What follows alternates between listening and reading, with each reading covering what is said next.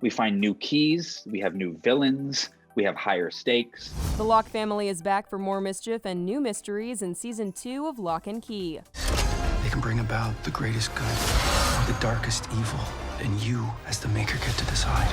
The stars of the show spoke to The Hollywood Reporter all about the latest installment of the horror fantasy series, including how Season 2 dives deeper into the magical world of Key House. How does Season 2 take this series to the next level? Season 1 is so much about the rules of this world. What are the keys? What is this house? Who was their dad? Who are they? And now that a lot of those questions have been solved, or now that the world has been established, there's a foundation there, it really gives the show and these characters an enormous license to play. We find new keys, we have new villains, we have higher stakes. It's like everything, all the groundwork in Season 1 is now being built on in a really serious way. I think the horror really brings it to the next level. The stakes are a lot higher this season, and it shows. You watch it and you go, wow, this is a lot of visual input right now. There's a lot happening. And we really step it up, not only with the horror, but I think the tension is what really brings it up. We don't know everything, but we know the judge is gone. Old villains take on new forms in Season 2. The latest episodes pick up where Season 1 left off, following the big reveal that Gabe is actually Dodge in disguise, and Eden is now a demon too. You know, they think they've defeated their nemesis, Dodge. They think that she's gone. Little do they know that she's actually turned into Gabe, who is Kinsey's boyfriend. And everybody's kind of getting on with grieving over dad, over their Brenda Locke. So they're in a good place as we start, and that continues on for a little bit until it doesn't.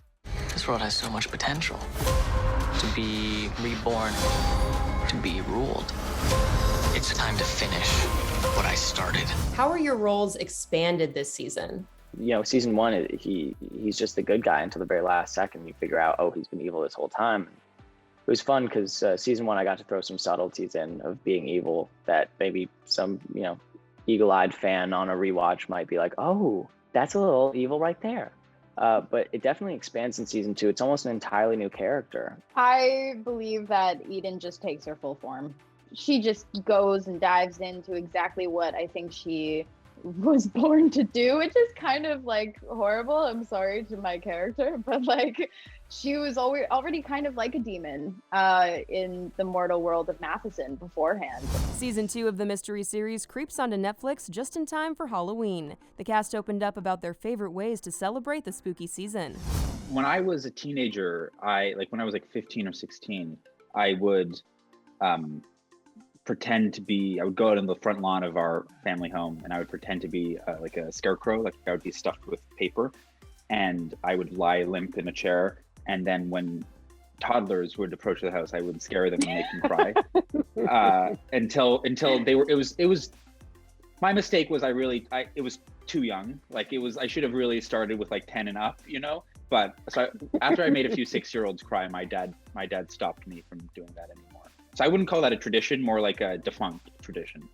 Oh, with some friends, and my neighborhood that I grew up in was huge. It was popping back when I was a kid. Like every single house on the street and the whole neighborhood was lit up. If you weren't like lit up, someone would egg your house, kind of thing.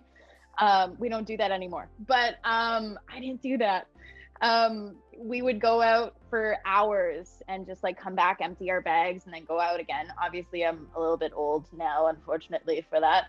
I don't think there's such thing as being too old to trick or treat. I was trick or treating up until, before the pandemic happened. I think as long as you dress up. If you dress up, it doesn't matter how old you are.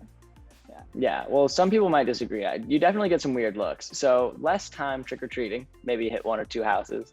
But for me, it's just hanging out with friends. Before, my friends and I would go out and we would trick or treat, and it's a fun time to be a hooligan as a kid. Spooky season, Halloween. But now it's more of like have a bunch of people over and have a silly costume contest kind of thing. Season 2 of Locke and Key is now streaming. For The Hollywood Reporter News, I'm Tiffany Taylor.